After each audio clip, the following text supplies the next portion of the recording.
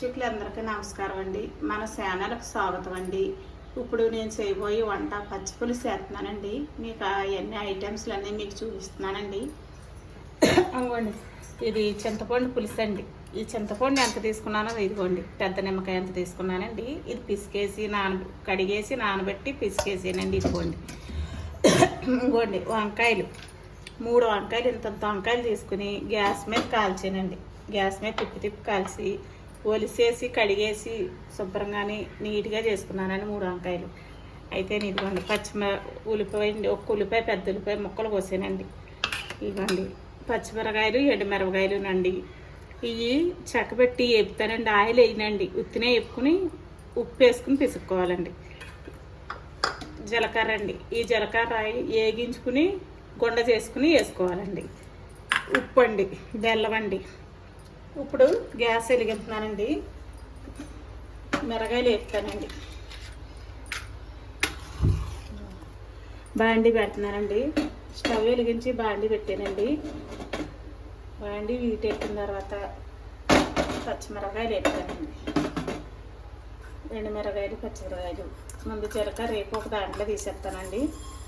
ఇదిగోండి జీలకర్ర ఒక స్పూను, చిన్న స్పూన్ కదండి, 2 వేస్తున్నాను. ఇది పెడతానండి.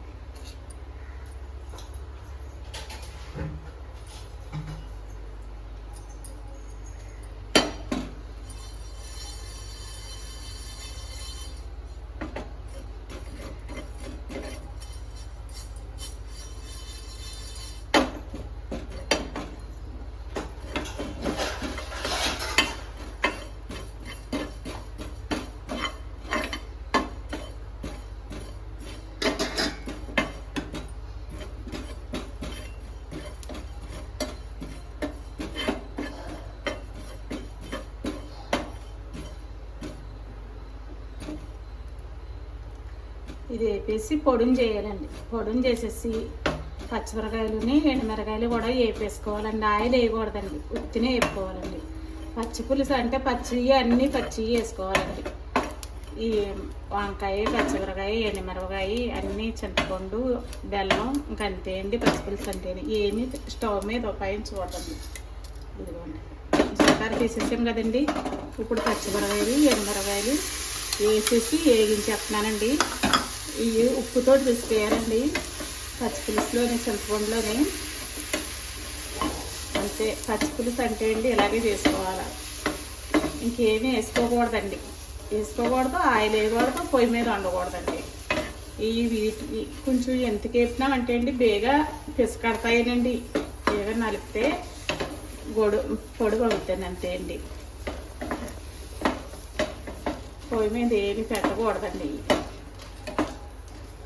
ఇవ్వండి 6 2 పుంజీలు చిన్నవి కాబట్టి పచ్చిమిరకాయలు 2 పుంజీలు వేసాను. ఎండుమిరపకాయలు అయితే 6 వేసానండి.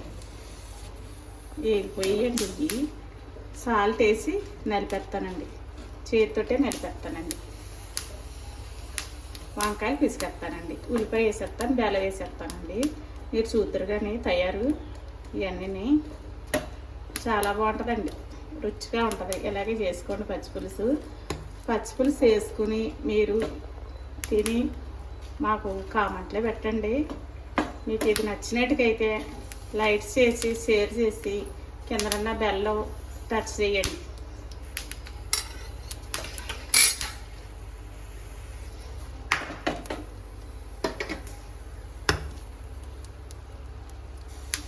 ఇవ్వండి గ్యాస్ ఆపేస్తున్నానండి, స్టవ్ ఆరిపోతున్నాను, అయిపోయండి. ఇదిగోండి ఈ వంకాయలు ఇందులో వేసి పిసికినానండి. ఇలా పిసకాలండి. శుభ్రంగా మెత్తగా పిసికేసానండి వంకాయ, శుభ్రంగా నీట్గా. ఇదిగోండి ఈ వంకాయ పిసికిన వంకాయ పులుపులు వేసేసానండి. జీలకర్ర పొడి ఇదిగోండి వేసేసానండి. ఉల్లిపాయ వేసేసానండి. ఉల్లిపాయ ముక్కలు వేసేసానండి. ఒక ఉల్లిపాయ ఎండి ముక్కలు కోసాను. ఇదిగోండి కొంచెం సాల్ట్ వేస్తున్నానండి. ఇదిగోండి సాల్ట్ వేసానండి. జీలకర్ర పొడి వేసేసాను. ఇదిగోండి కొంచెం బెల్లం వేస్తున్నానండి. ఇదిగోండి ఇప్పుడు ఈ పచ్చిమిరకాయలు ఎండుమిరపకాయలు ఇందులో వేస్తున్నానండి. ఇందులో వేసేసి ఇలా నలపాలండి. అయిపోయిందండి పచ్చిపులుసు.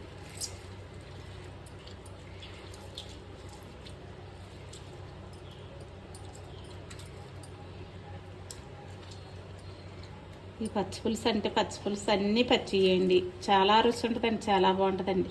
ఇంకా ఇది కావాలంటే అండి వాటర్ ఇంకో కొంచెం వేసుకోవచ్చు, కాకపోతే నేను చిక్కగా చేస్తానండి, చిక్కగా బాగుంటుంది అనేసి. కొంచెమన్నా సరే అండి చిక్కగా రుచిగా ఉంటుందండి, ఎంత బాగుంటుందండి. ఇది పచ్చిపులుసే కదా అనుకుంటున్నాం, పొయ్యి మీద పెట్టాం కదండి. చింతపండు పిసికేసి పచ్చిది, ఎండుమిరకాయలు, పచ్చిమిరకాయలు, జీలకర్ర పొడి, బెల్లం, సాల్టు ఇవన్నీ వేసేసామండి. అయిపోయిందండి, చాలా నీట్గా వచ్చిందండి. ఇదిగోండి.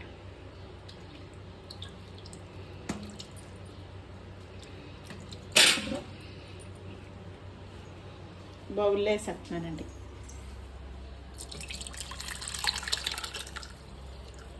అది